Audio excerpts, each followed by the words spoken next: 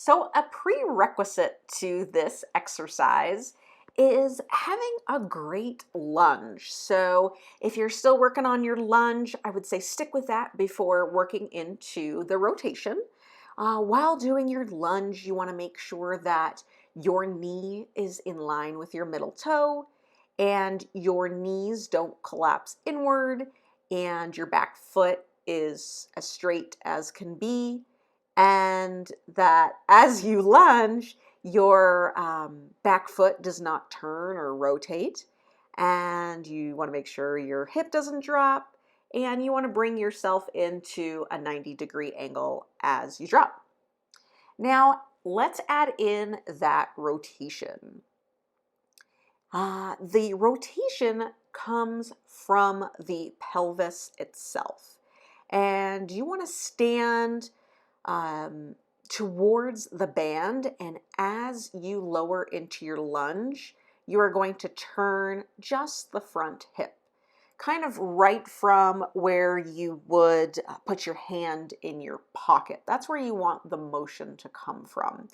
Now, as you stand up, you open up towards where the band is anchored. This is called an internal hip rotation, and I really can't wait for you to feel this because it has so many great benefits in and with the pelvic floor muscles. So hold the band to start with your outside hand, and you want to keep your arms straight. Keep your arms locked with your chest locked over your core and with your core locked over your pelvis. And do not let these parts move. The only thing that's moving here is that front hip socket.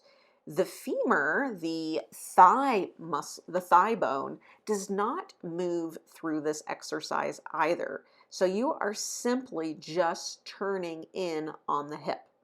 Don't use your back muscles or your core to really initiate the movement. Some people think that this might be like an oblique exercise, but it doesn't come from the abs, but your abs need to be locked and engaged, but they're not the mover of this exercise. So you are really just using your abs and your core to stabilize and to allow this movement to come from the hips instead of the abs or the lower back. So you want to inhale, exhale, and drop down into your lunge, feeling your thighs engage and your pelvic floor come up. It should, of course, naturally go up now, and you shouldn't have to think about it by this point. And then inhale, stand up, straighten the legs, and allow the pelvic floor to relax.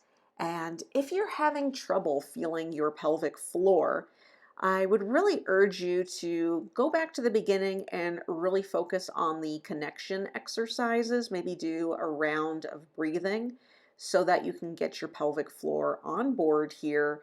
And if you still can't feel it, then I would always suggest to go to a pelvic floor physical therapist.